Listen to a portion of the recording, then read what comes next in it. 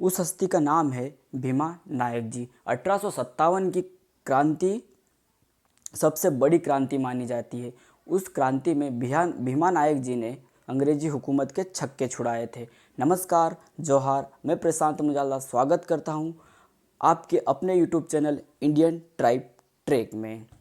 साथियों, आइए देखते हैं भीमा नायक जी के बारे में। ठीक है, भीमा नायक को निमाड़ का रॉबिन हुड के नाम से भी जाने लगा था। निमाड़ के रॉबिन हुड के नाम से भी जाना जाता था। इनकी माताजी का नाम था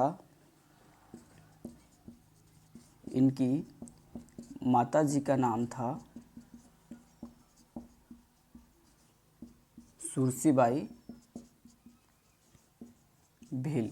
इनकी माताजी का नाम था सुरसीबाई भील। ऐसा कहा जाता है कि सुरसीबाई भील के द्वारा ही भीमा नायक जी को प्रेरणा मिली थी कि वो अंग्रेजों से युद्ध करे, अंग्रेजी प्रशासन, अंग्रेजी हुकूमत को सबक सिखाए और आदिवासियों को एकजुट करे। किनके द्वारा बोला गया था? सुरसीबाई भील के द्वारा बोला गया था भीमा नायक जी को।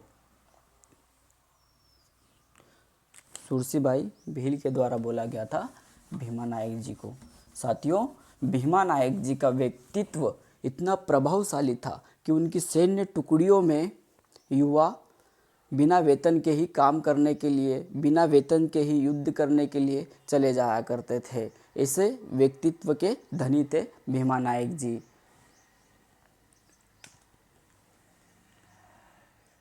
भारत के अधिकांश भागों में 1857 से भारत के अधिकांश भागों में 1860 तक लगभग सभी जगह पर अंग्रेजी हुकूमत ने क्या किया था? 1860 तक क्रांतिकारियों को कंट्रोल में कर लिया था। लेकिन भीमा नायक जी का संघर्ष 1857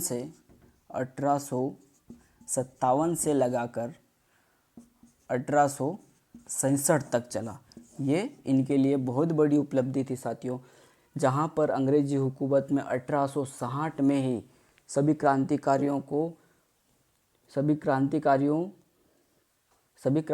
को क्या किया था? शांत कर दिया था। मतलब कि लड़ाइयाँ बंद कर दी थी और लगभग पूरे देश के क्रांतिकारियों को कंट्रोल में कर लिया था। लेकिन भीमा नायक जी 1857 से 1866 तक इन्होंने अपना वर्चस्व जारी रखा, क्रांतिकारिता जारी रखी।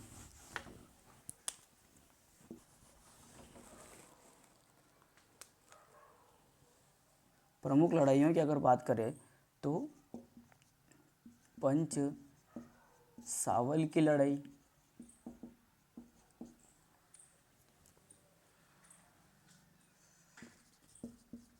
अम्बापानी की लड़ाई, धाबा बावड़ी की लड़ाई और पंच बावली की लड़ाई इसमें प्रमुख रूप से शामिल रही। 1866 तक इनका प्रभाव जारी रहा था।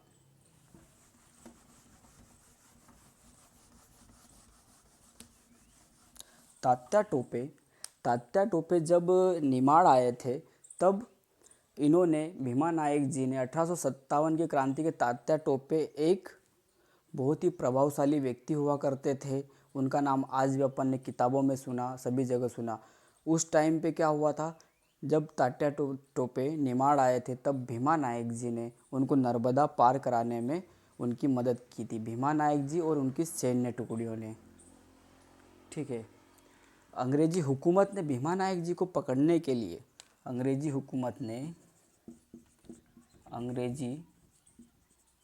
हुकूमत ने भीमा नायक जी को पकड़ने के लिए इनामी राशि घोषित कर दी थी और इनको पकड़ने के लिए 500, 1000, 1500 तक की राशि घोषित कर दी थी। वो अपन सुनते हैं ना, क्या सुनते हैं, घर का भेदी लंका ढाए। ठीक उसी प्रकार से भीमा नायक जी के साथ में हुआ था और भीमा नायक जी को अंग्रेजी हुकूमत ने गिरफ्तार कर लिया था और उन पर देशद्रोह का मुकदमा चलाया था। देशद्रोह का मुकदमा चलाया था और उसके बाद में उन्हें क्या किया था, आजीवन कारावास की सज़ा, आजीवन कारावास की सज़ा सुनाई थी, आजीवन कारावास की सज़ा सुनाई थी और उनको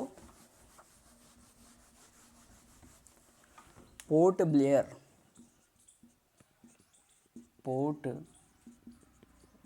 ब्लेयर अंडमान निकोबार जेल में रखा गया था। पोर्ट ब्लेयर में कहाँ रखा गया था,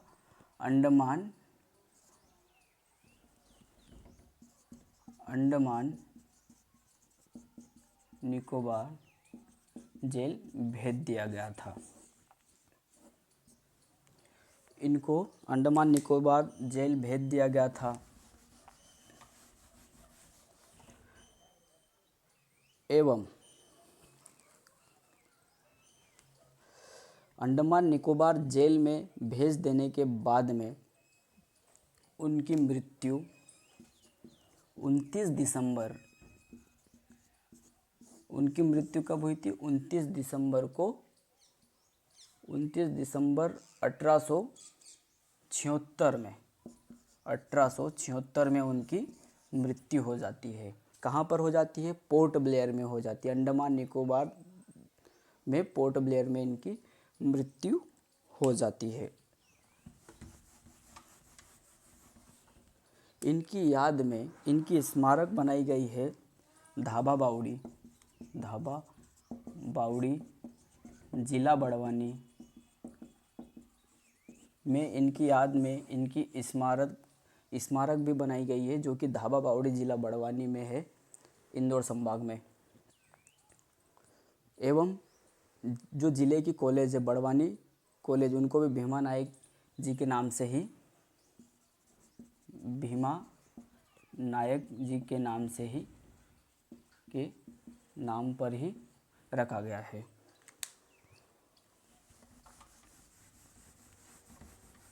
ये कहानी थी दोस्तों भीमा नायक जी के, निमाड़ के भीमा नायक जी के। और ऐसे व्यक्तित्व के बारे में अपन और संक्षिप्त में चर्चा करेंगे। आज के लिए बस इतना ही। अब मुझे दीजिए इजाज़त। सभी को जोहार, नमस्ते, आपका दिन शुभ हो।